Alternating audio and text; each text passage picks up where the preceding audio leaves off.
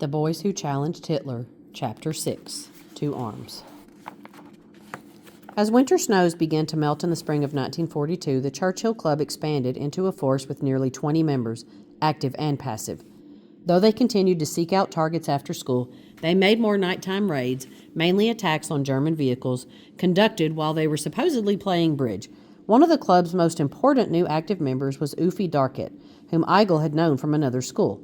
When Eigel had transferred to Cathedral School, he stayed in touch with Ufi and recommended him to the Churchill group. At first glance, no one would have taken Ufi for a saboteur, for he was always neatly dressed, respectful, and pleasant. His blond good looks and steady manner inspired calm and trust, but like the others, he was brave and dedicated, and angry. He was quickly accepted. Nud and Jens Peterson took great pains to keep the Churchill Club secret from the rest of their family. The brothers knew that if their parents had any idea what was going on, they would move to stop it. In some ways, it wasn't that hard a secret to keep. Their parents, Edward and Margrethe, were absorbed in the countless details of church work. Their youngest sister, Gertrude, was no more interested in Jens's and Nud's lives than they were in hers. Little brothers Jorgen and Holger were still in elementary school. It helped that Jens's and Nud's rooms, headquarters of the Churchill Club, were at the top of a staircase, isolated from the rest of the family's living quarters. During their meetings, the boys were careful to post a guard at Jens's door to make sure no one came up the stairs. All in all, the Peterson parents were delighted their sons had made new friends so quickly after their move to Aalborg.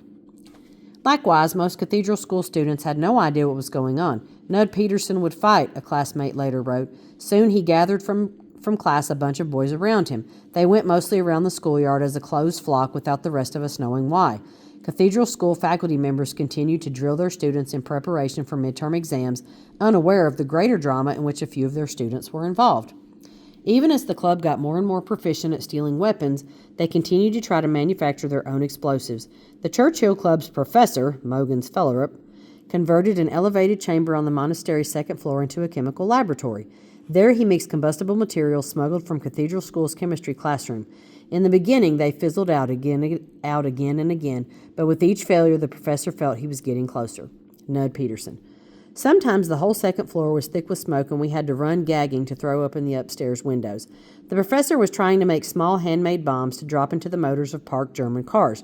For a while, they just went psst, and we had to pry off the radiator screens and smash the engines with ordinary tools. But the professor kept at it. He was the silent type who only gave a faint smile when the rest of us were doubling over with laughter.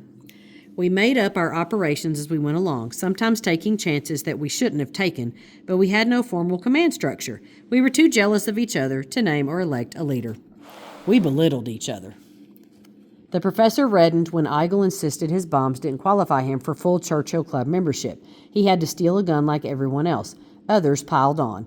Yeah, your bombs never work anyway. What a mastermind. The sarcasm was as thick as the monastery walls, but we had faith in each other and our mission held us together. We were out to install Norwegian conditions, the courage to resist, in our country. Denmark would stand whether the government liked it or not. Several times a week we met in Jens's room, took roll, and then went out on our bikes. We divided the city into quadrants and scouted, sometimes in pairs and sometimes alone. We inspected the parked German vehicles and buzzed by the Wehrmacht offices, searching for German assets to destroy and weapons to steal. Sometimes we came up empty. Usually there was something. During one of these routine reconnaissance missions, I drifted past a German barracks and saw something that made my eyes nearly pop out of my head. It was almost too good to be true.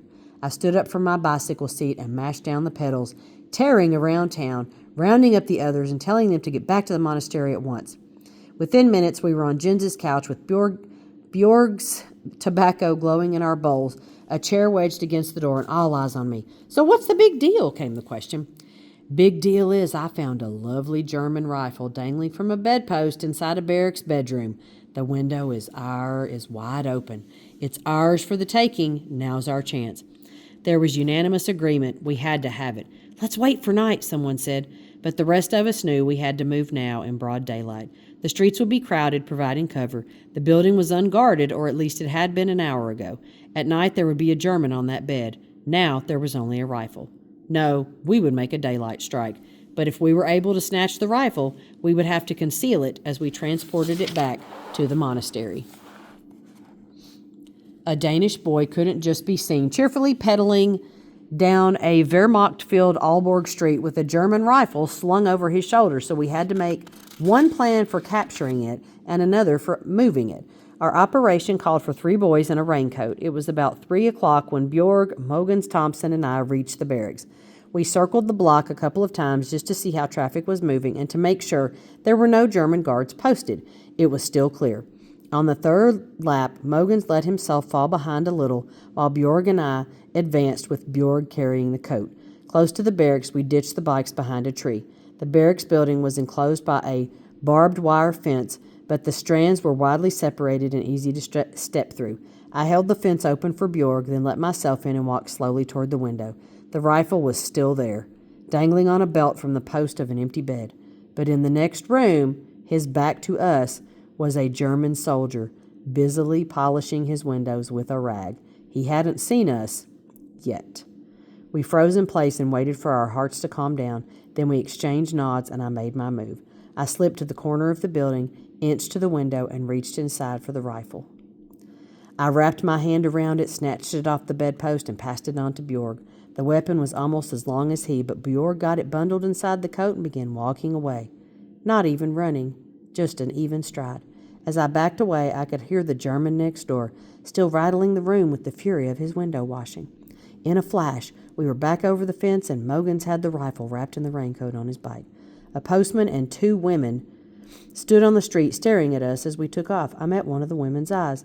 They told me she had seen the whole thing. She appeared conflicted. Would they start yelling or hold their tongues? We didn't hang around to plead our case, but we didn't hear any kind of alarm behind us as we rode away. We took narrow streets back to the monastery. Again and again, Mogens had to stop to readjust the coat because both ends of the rifle kept sticking out. When the monastery came in sight, we whistled our arrival, threw the bikes against the gate, and ran the bundle inside. We lowered the coat onto Jens's bed and unwrapped the prize. It was a beautiful rifle, the stock polished and the barrel clean. Now we had a significant weapon, a long-range killing machine. We had to sort out what it meant, but not right now. The 3 of us were exhausted. We called a meeting for the following afternoon. It would be the most important yet. The Churchill Club had full attendance the next day. The meeting began with a detailed report of the rifle's liberation, from the window-washing Nazi to the witness. Everyone got to hold the weapon, look down its barrel, feel the balanced weight of the deadly machine, and imagine a Nazi within its sights. All of the boys shared in the satisfaction that at least one good weapon had changed sides of the ledger. Then the discussion became more serious. Nud Peterson. We had done something different yesterday, more significant than anything we'd done yet. Yes, the pistol we'd stolen from the German car downtown was important, but a pistol offers only a few shots at close range. A rifle would let us snipe, to attack or cover each other from long distance. We had reached a crossroads. The question before us was, should we continue along the same path, defacing and destroying German property, or should the main job of a Churchill clubber now be to build a cache of weapons and train ourselves to use them against our German occupiers? To choose the latter would not mean that we would cease to burn their cars and buildings, but our new emphasis would be weapons. It was a spirited discussion with everyone joining in except the professor, who rarely said anything. But in the end, we agreed that if our goal was to awaken Denmark, we must get weapons. And as our operations increased in scale and complexity, we would need firepower to cover each other.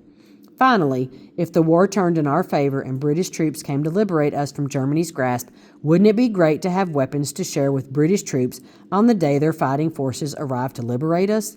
With weapons, we would be able to fight side by side with our allies. In the end, we were of one heart. In the words of the French national anthem, "Aux armées citoyennes," to armed citizens, weapons, we must get weapons. But where to find them?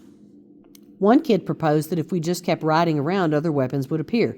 "Look what has just happened for Nud," he said. Another countered with a story about a small boy who had found a dead bird. He buried the bird and, proud of himself, made a cemetery for more dead birds. Then he went out to find others.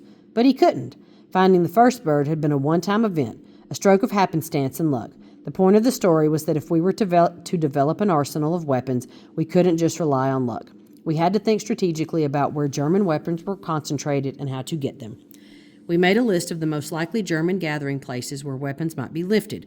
There were always German officers in the pastry shops downtown. The train stations were good for ammunition boxes. The waterfront teemed with armed soldiers, and now that the weather was warming and windows were likely to be open, a regular inspection of German barracks would be a must. We composed the next day's patrols and adjourned our meeting to go home and study for our midterm examinations.